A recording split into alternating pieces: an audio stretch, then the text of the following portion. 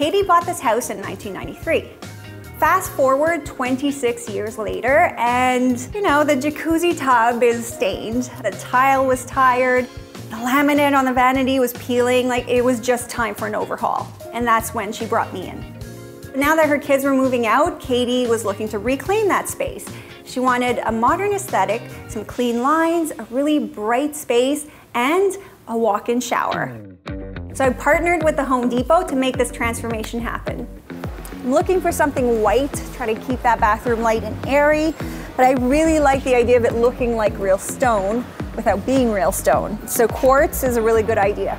I found a lot in store and even more online. I was able to quickly put together a look that I knew Katie would love.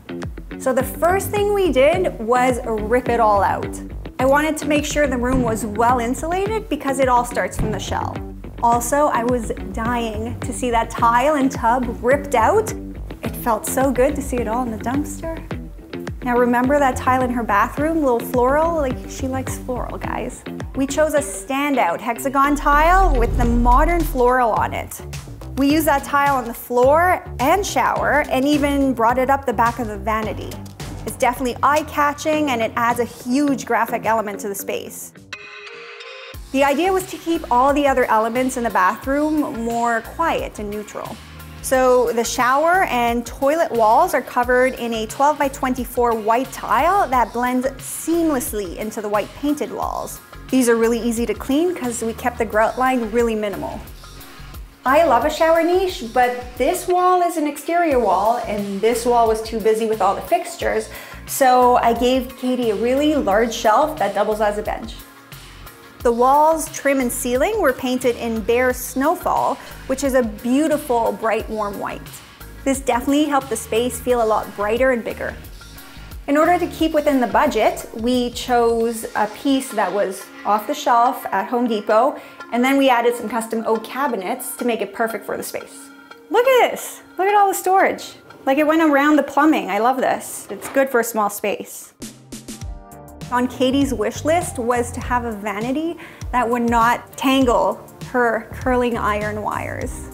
And only women will understand this. So we gave her a vanity with no knobs. I hid an outlet right in this niche so Katie could plug in her curling iron. The other shelves on top are just good for display and everyday items. For a touch of color, I chose some inexpensive barn light style sconces, which I sprayed in a pretty shade of teal. And these look really lovely with the new Roman drapes we added to the window. To finish the space, I wanted a bit of sparkle, so I chose Moen fixtures in a chrome finish. This is the Eris line, and it's modern and perfectly suited to the space.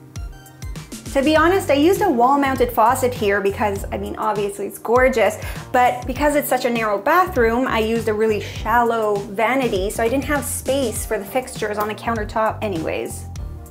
I think the hardest part with such a small bathroom is the layout. It's difficult to make a small, narrow space not feel like a hallway. And I think by getting rid of that apron edge of a tub and just putting the pattern tile all the way through into the shower just gave you a sense of a larger floor foot space, if that makes sense. This was definitely a worthwhile makeover that was long overdue.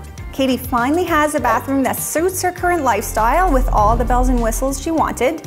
She's happy, so I'm happy.